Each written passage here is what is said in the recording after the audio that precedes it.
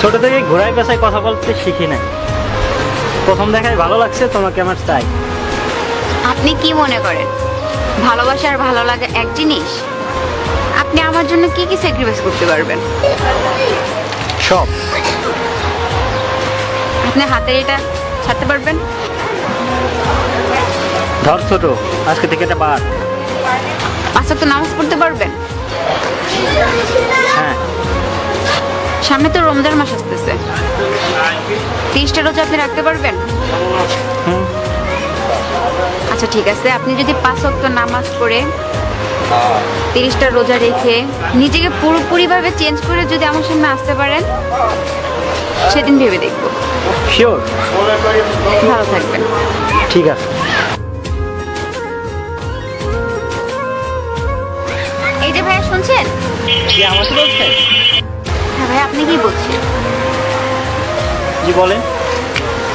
এখন আপনাকে রাস্তাঘাটে দেখি না, আর অনেকটাই চেঞ্জ হয়ে গেছেন আপনি। আসলে আপনাকে যে কি বলে ধন্যবাদ দিব, ওই দিন আপনার সাথে পরিচিত না হলে হয়তো আমার এমন দিন আসতো না। আপনি ওই দিন নামাজ পড়তে বললেন, রোজা থাকতে বললেন, আমি ভাবলাম হয়তো এই কি কাজ, এ তো সহজ কাজ। প্রথম আমি 2 দিন নামাজ পড়লাম, আমার তেমন ভালো লাগতো না, চাইতাম আসতাম, তেমন মন টানতো না। পরে কেমনে কেমনে আমি আল্লাহর প্রেমে পড়ে গেলাম।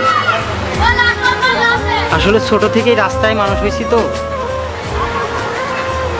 মা বাবাও ছিল না, খারাপের পথে থাকছি, ওইটাই ভালো লাগতো। কিন্তু এই রাস্তাটা যে কত ভালো আমি বিশ্বাস করবেন না।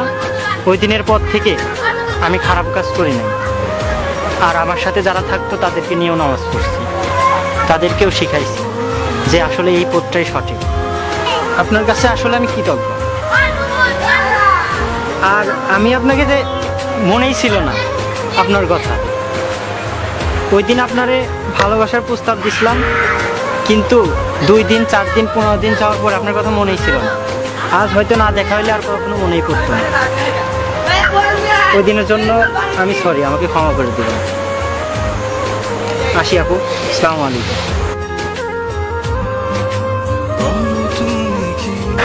চলে যাচ্ছ? তুমি তো আমার পরীক্ষায় পাশ করেছো, আমাকে নিয়ে যাবো না? তুমি আমাকে সত্যি ভালোবাসছিলা বলে তুমি আজ আল্লাহর পথে। তুমি তোমার কথা রেখেছো, আমি কি করে আমার কথার বরখেলাপ করি? মানে? আমিও তো বলেছিলাম তুমি যদি আল্লাহর পথে আসতে পারো তাহলে আমি তোমাকে ভালোবাসবো, আমি আমার কথা রাখবো। তাহলে চলো। কি অনুভবে বলো তুমি কি আমার হবে, বলো রাখবে